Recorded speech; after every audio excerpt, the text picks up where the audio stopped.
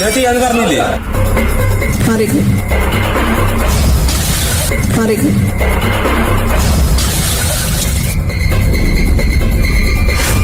Hello guys, എന്തൊക്കെയാണ് എല്ലാവർക്കും സുഖമാണെന്ന് വിശ്വസിക്കുന്നു. ആദില നൂറ എങ്ങനെയുണ്ട് ഇപ്പോൾ ഉള്ള അവരുടെ ബിഗ് ബോസിലെ പെരുമാറ്റങ്ങൾ, കളികൾ, ഗെയിമുകൾ, സംസാരങ്ങൾ, പ്രവർത്തനങ്ങൾ നിങ്ങൾക്ക് യോജിച്ചു പോകാൻ പറ്റുന്നുണ്ടോ? അവരുടെ ഗ്രാഫ് ഡേ ബൈ ഡേ മുകളിലോട്ടല്ല, നേരെ കുറച്ച് താഴോട്ടാണ് പോയിക്കൊണ്ടിരിക്കുന്നത്. സംസാരിച്ചുകൊണ്ടിരിക്കുമ്പോൾ തന്നെ എന്തൊരു ഉഷ്ണാല്ലേ, ചൂട് കൂടുതലാണ്. എല്ലാവരും ഒരു കാര്യം ചെയ്യുക, കുറച്ച് തണുത്ത വെള്ളം എടുത്തിട്ട് തലവഴി ഒഴിച്ചാൽ മതി. അടുക്കളയിൽ നിന്നാണെങ്കിൽ കുറച്ചും കൂടി ഉത്തമമായിരിക്കും. ആദില നമ്മുടെ അനീഷിന്റെ ദേഹത്തോട്ട് വെള്ളം കുടയുന്നൊരു ഇൻസിഡന്റ് കൂടെയുണ്ട്. ഇന്നിപ്പം എന്താണ് ബിഗ് ബോസിന്റെ പ്രമോ രാവിലെ വന്ന സമയത്ത് അതിൽ കണ്ടതാണ് കേട്ടോ. എന്തൊരു അറഗൻസോട് കൂടിയാണ് ആ കുട്ടി പെരുമാറുന്നത്.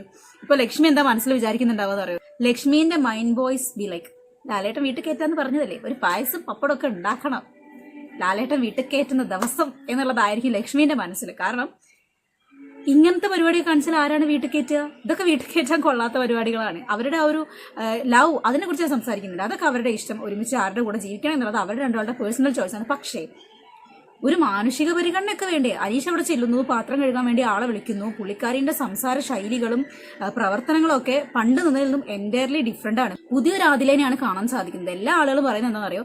തനി സ്വഭാവം പുറത്തു വന്നു തുടങ്ങി. മിക്കവാറും ആര്യനേക്കാളും മുമ്പിൽ ആദില പുറത്താവാനുള്ള സാധ്യത കാണുന്നുണ്ട്. വേറെ ഒന്നുമല്ല, ആര്യന്റെ ആ ഒരു ചേഷ്ടകളും ഗോഷ്ഠികളും ഒക്കെ ഒന്ന് ഒതുക്കിയ സമയത്ത് ഇപ്പൊ തുടങ്ങിയിരിക്കുന്നത് ആദിലയാണ്, അല്ലെങ്കിൽ നൂറയാണ്. ഇതിനു മുമ്പ് നൂറ ചെറുങ്ങനെ ലേശം വെള്ളം അനീഷിന്റെ ദേഹത്തോട് കുറയുന്ന സമയത്ത് അനീഷ് കയ്യിലെടുത്തിട്ട് ഒഴിക്കുന്ന സംഭവങ്ങളൊക്കെ കണ്ടേക്കുന്നത്. ഇതൊക്കെ എന്താ ഈ കുട്ടിക്ക് പറ്റിയത്? ഇത്രയും ദിവസം നല്ല രീതിക്ക് കളിച്ചു വന്ന് ഗ്രാഫൊക്കെ നല്ല മേലെ കൊണ്ടുപോയി ഇരുത്തി ഇഷ്ടപ്പെടാത്തവരെയും കൂടെ ഇഷ്ടപ്പെടുത്തിയെടുത്ത ഒരു ടീമാണ്. പക്ഷെ ഇപ്പം അതേപോലെ പ്ലേറ്റ് തിരിച്ചു കമത്തി വെച്ചിട്ട് ആ ഒരു ഇഷ്ടത്തിൽ നിന്ന് ഇഷ്ടക്കേടിലേക്കാണ് വന്നുകൊണ്ടിരിക്കുന്നത്. ആദ്യം നമുക്ക് ബിഗ് ബോസിൽ ആ ഒരു പ്രമോ മുഴുവൻ കുറെ അധികം നേരമായി ഞാൻ ഇവിടെ വെയിറ്റ് ചെയ്യും. ഇയാളുടെ തരത്തിൽ പോയി കളിക്കണോ? പാത്രം കഴുകി പോയിട്ട് പോടോ താൻ. അതിലേക്ക് ഇപ്പൊ പാത്രം കഴുകാൻ പോവാൻ പറ്റുമോ ഇല്ലേ? ഒരുമാതിരി വൃത്തിയായിട്ട പരിപാടി കാണിക്കല്ലേ. ഇയാള് പോവാൻ നോക്ക്. ഞാൻ കഴുകി പോകണ്ട്. ചെയ്യാൻ പാടില്ല. ഞാൻ ചെയ്യാന്ന് പറഞ്ഞില്ലേ?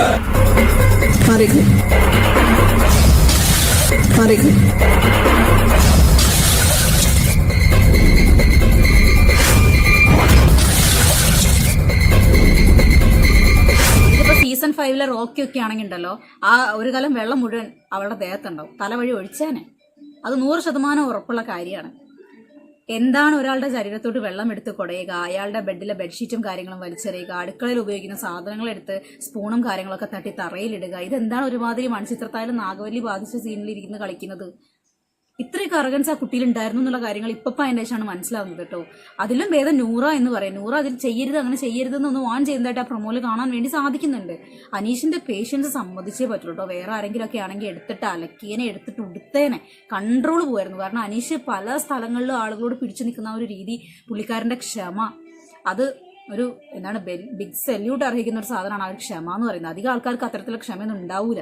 ചിലപ്പോൾ വായ തോന്നിയൊക്കെ വിളിച്ചു പറയും. അതല്ലാന്നുണ്ടെങ്കിൽ എടുത്തിട്ട് പൊട്ടിക്കാനും സാധ്യതയുണ്ട്. പുള്ളി ആ ഒരു ബെഡ്റൂം മുതൽ അതിലെ കഴുകുന്നില്ലെങ്കിൽ ഞാൻ കഴുകിക്കോളാം പാത്രം എന്ന് പറഞ്ഞിട്ട് അവിടെ അതിലെ കാണിച്ചു കൂട്ടിയതും സംസാരിച്ചതും എല്ലാം വാങ്ങി കെട്ടിയിട്ടാണ് കിച്ചണിന് വേറെ വാങ്ങി കൂട്ടുന്നത്. എന്നിട്ട് ആ പുള്ളി അവിടെ അനങ്ങാതെ അങ്ങനെ ആ ഒരു ഇതിൽ നിന്നു എന്ന് പറഞ്ഞു കഴിഞ്ഞാൽ പുള്ളിക്കാരുടെ സമ്മതിച്ചേ പറ്റത്തുള്ളൂ. ഇങ്ങനെയൊക്കെയാണ് ഇവരുടെ ബിഹേവിയർ എന്നുണ്ടെങ്കിൽ ആളുകൾ കൂടുതൽ വെറുക്കത്തേ ഉള്ളൂ. അതിലേക്ക് എന്താ പറ്റിയെന്ന് അറിയത്തില്ല. പക്ഷെ എന്നിരുന്നാലും റിയാസ് അലിയും ആ ഒരു ബിഗ് ബോസ് ഹൗസിൽ വന്ന് പോയതിനു ശേഷം ഉണ്ടായ ഒരു മാറ്റമാണ് എന്നുള്ള കാര്യം മനസ്സിലാവാൻ സാധിക്കുന്നുണ്ട്. കാരണം റിയാസ് വന്നതിന് ശേഷം അതിലെന്തോ പുറത്തെന്തോ വലിയ സംഭവമാണെന്നോ, ഒരുപാട് ആളുകൾ അവർക്ക് സപ്പോർട്ട് ഉണ്ടെന്നോ, അങ്ങനെ എന്തൊക്കെയോ ഒരു കാൽക്കുലേഷൻസോ കാര്യങ്ങളൊക്കെ ആ പുള്ളിക്കാരിക്ക് കിട്ടി.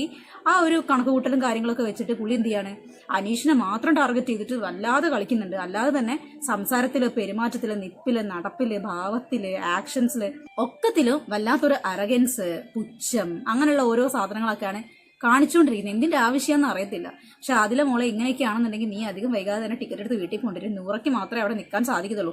ഒരു കണക്കിന് ബിഗ് ബോസ് ഒരു സ്റ്റേജ് എത്തിയ സമയത്ത് ആതിരേനെ നൂറനെ 2 കണ്ടസ്റ്റൻസ് ആക്കിയത് എന്തുകൊണ്ട് നന്നായി എനിക്കിപ്പോൾ ഫീൽ ചെയ്യുന്നുണ്ട്. ഞാൻ ആദ്യം വിചാരിച്ചായിരുന്നു അങ്ങനെ ചെയ്ത് ഭയങ്കര ബോറായിപ്പോയി, അത് അവരെ പിരിക്കാനുള്ളൊരു ടെക്നിക്കായിരുന്നു, പരസ്പരം തല്ലുണ്ടാക്കും, പിരിയും എന്നുള്ള കാര്യങ്ങളൊക്കെ കാൽക്കുലേഷൻ വെച്ചിട്ടായിരിക്കും ഇവരിങ്ങനെ ചെയ്തതെന്നൊക്കെയാണ് വിചാരിച്ചത്. പക്ഷേ ഇത് എന്തുകൊണ്ട് നന്നായി ഇപ്പോൾ ഞാൻ പറയുന്നു. കാരണം അവർ പിരിയും എന്നുള്ളതുകൊണ്ടല്ല, ഒരുപക്ഷെ ആദിലേന്റെ ഈ ഒരു വെറുപ്പിക്കൽ സ്വഭാവം കൊണ്ട് ജനങ്ങൾ വോട്ട് ചെയ്തിട്ട് ആദിലേനെ പുറത്താക്കാൻ വേണ്ടി തീരുമാനിക്കുന്ന സമയത്ത് കൂടെ നൂറയും കൂടെ പുറത്തു പോകുന്നൊരു സാഹചര്യം ആവുമായിരുന്നു. രണ്ടുപേരും ഒരുമിച്ചാണ് കളിച്ചിട്ടുണ്ടായിരുന്നെന്നുണ്ടെങ്കിൽ. പക്ഷെ ഇപ്പോൾ ആദിലാണ് പുറത്തു പോകുന്നുണ്ടെങ്കിൽ നൂറേന്റെ അവസരം അവിടെ മിസ്സാവുന്നില്ല. നൂറയ്ക്ക് അവിടെ നിന്നിട്ട് നന്നായിട്ട് ഗെയിം കളിച്ച് പോകാനും വേണ്ടി പറ്റും.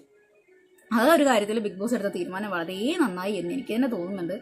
അതിലെ എനിക്ക് ഭയങ്കര ഇഷ്ടമൊക്കെ ആയിരുന്നു. ഞാൻ നിങ്ങൾ ഒരുപാട് സപ്പോർട്ട് ചെയ്തതാണ്. ലക്ഷ്മി അങ്ങനെ പറഞ്ഞ സമയത്ത് വീട്ടിൽ കയറ്റാൻ കൊള്ളുമെന്നൊക്കെ പറഞ്ഞ് ഞാനും സപ്പോർട്ട് ചെയ്തായിരുന്നു. ദയവ് ചെയ്ത് പറയിപ്പിക്കരുത്. ഇങ്ങനെയൊക്കെ ബിഹേവ് ചെയ്താൽ ഒരാൾ വീടിന്റെ പരിസരത്ത് പോലും കയറ്റത്തില്ല. എന്തൊരു അറഗൻസ് ആണ്. ഇങ്ങനെയൊക്കെ ദേഷ്യം പിടിക്കാൻ മാത്രം അവിടെ എന്താണ് ഉണ്ടായത്? പോട്ടെ, ദേഷ്യം പിടിച്ചു എന്ന് തന്നെ ഇരിക്കട്ടെ. ദേഷ്യം പിടിക്കുന്ന വിധം സംസാരിക്കുന്ന വാക്കുകൾ ചിലപ്പോൾ കയ്യിൽ നിന്ന് പോകും, അത് ഓക്കെ, അത് നമുക്ക് വേണ്ടെന്നിരിക്കും. പക്ഷെ എന്നിരുന്നാലും ആ സാധനങ്ങൾ എടുത്ത് എറിയുക, അയാളുടെ ദേഹത്തോട്ട് വെള്ളം തെറിപ്പിക്കുക, അതിന് മാത്രം ആ പ്രമോലൊന്നും കണ്ടിട്ടില്ല. അയാൾ പാത്രം കഴുകാൻ വേണ്ടി വിളിക്കുന്നു, ശേഷം പുള്ളിക്കാരി ഇങ്ങനെ കാട്ടിക്കൂട്ടുന്നു. അതാണ് ആ പ്രമോല് കാണാൻ സാധിച്ചത്. പ്രമോ ആയതുകൊണ്ട് നമ്മൾ കൂടുതലായിട്ടൊന്നും പറയുന്നില്ല. എന്നിരുന്നാലും ഇത്തരത്തിലെ ആക്ഷൻസും എറഗൻസും ഒന്നും ഒട്ടും നല്ലതല്ല. ഡേ ബൈ ഡേ അതിൻ്റെ ഗ്രാഫ് വളരെ താഴോട്ട് പോയിക്കൊണ്ടിരിക്കുകയാണ്. പുള്ളിക്കാരിൻ്റെ ഗെയിമിനെയും കാര്യങ്ങളൊക്കെ വളരെ നന്നായിട്ട് അത് എഫക്റ്റ് ചെയ്യുന്നുണ്ട്. ഇപ്പം ആതിര ഹേറ്റേഴ്സ് കൂടി വരുന്നതായിട്ടും കാണുന്നുണ്ട്.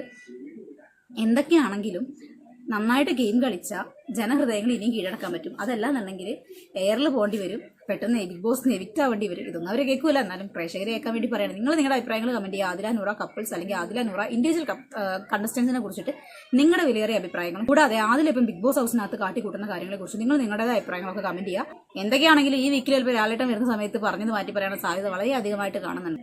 ഓക്കെ, അതൊക്കെ അവിടെ ഇരിക്കട്ടെ. അപ്പം നമുക്ക് ബാക്കി കാര്യങ്ങൾ പ്രമോല് കാണിക്കാത്ത എന്തെങ്കിലുമൊക്കെ എപ്പിസോഡിലുണ്ടോ എന്നുള്ള കാര്യങ്ങളൊക്കെ എപ്പിസോഡ് കണ്ടതിന് ശേഷം പറയാം. അപ്പം മറ്റൊരു വീഡിയോ കാണുന്നവരെ ബൈ.